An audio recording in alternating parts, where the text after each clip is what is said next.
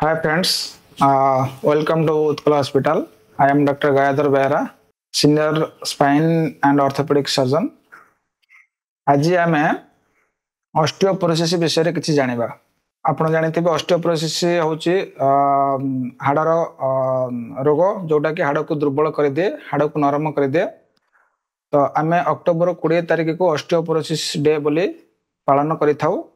तो osteoporosis day पालन करिवार main उद्देश्य होची कि ऑस्टियोपोरोसिस आउ हाड़र दुर्बलता जनित अवेयरनेस स्प्रेड करिया पई।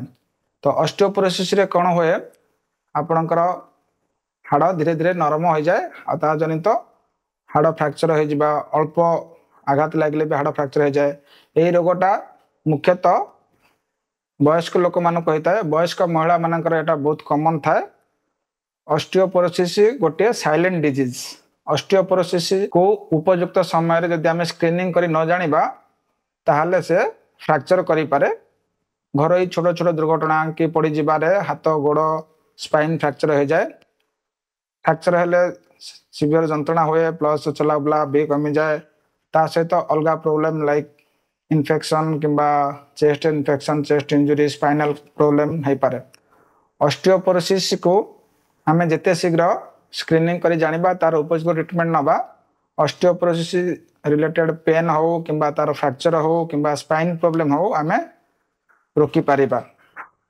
ऑस्टियोपोरोसिस स्पाइन ऊपर मु किछि अधिक मंतव्य दवा पय चाहूची काहेना मु जने स्पाइन और एंडोस्पाइन सर्जन।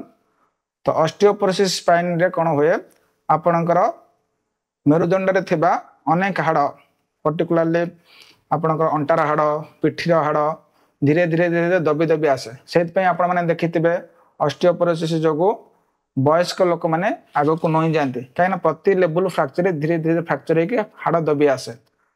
तो एटा को हमें सेनाइल काइफोसिस और ऑस्टियोपोरोसिस रिलेटेड काइफोसिस को जोटा कि लोक को सीधा छिड़ा करया पे दिएनी आउ से भलरे उपयुक्त छिड़ा है पारे ना चित हे सोई पारे।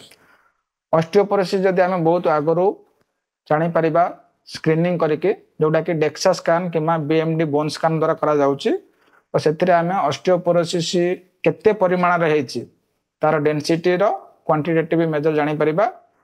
सेही रिपोर्ट अनुसार आमे ऑस्टियोपोरोसिस को मेडिसिन उपाय रे मध्य ट्रीटमेंट करि परिबा।